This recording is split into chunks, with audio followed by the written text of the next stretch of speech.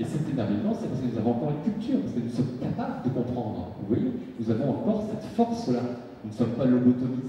Là, en fait, on a relancé les conférences du jeudi, donc tous les troisièmes jeudis du mois, dernier jeudi du mois, donc sur la de Saint-Leu, dans cet hôtel des Postes, avec à chaque fois une thématique sur les questions d'actualité, des phénomènes qui touchent tout le monde.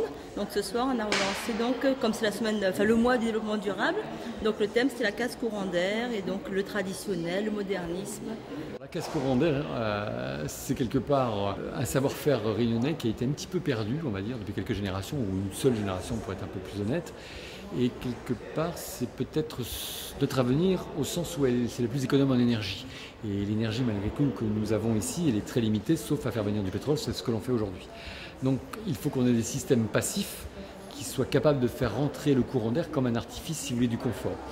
On a une température moyenne dans les zones côtières de l'île qui est proche du confort optimisé. Et si on y rajoute le confort de la ventilation naturelle, c'est-à-dire le courant d'air sur le corps, on a une température ressentie qui est absolument parfaite, même les jours d'été. C'est quelque chose de très intéressant à la mesure où Michel Reynaud est quelqu'un qui va bien au-delà du sujet. Donc, comme vous l'avez vu, il aborde des questions qui vont bien au-delà de la technique et de la casse courant d'air, c'est-à-dire qu'il va jusqu'à des questions philosophiques qui dépassent totalement son sujet, mais qui sont en même temps totalement dans le sujet, parce que c'est en même temps des choix de société qui nous concernent tout un chacun. Il y avait des choses que sur les plantes, sur les maisons, les péaciennes et tout ça, on ne savait pas.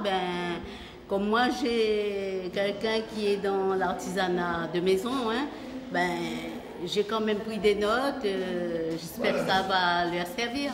Nous, dans le temps, on avait des cases courant d'air, parce que longtemps, c'était des petites maisons par terre, des petits paillotes, des petites fenêtres par-ci par-là.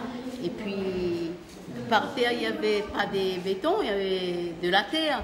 Et puis, c'était fraîche aussi, il y avait des arbustes partout, on était entouré d'arbres et c'était bon avant les cases courant d'air. À La Réunion, on a hérité d'un savoir-faire, d'un certain nombre de savoir-faire, et il faut aujourd'hui les régénérer, mais aussi les réinventer, les rendre, je dirais, opérants pour les nouvelles villes que nous allons construire, les nouveaux espaces que nous allons habiter.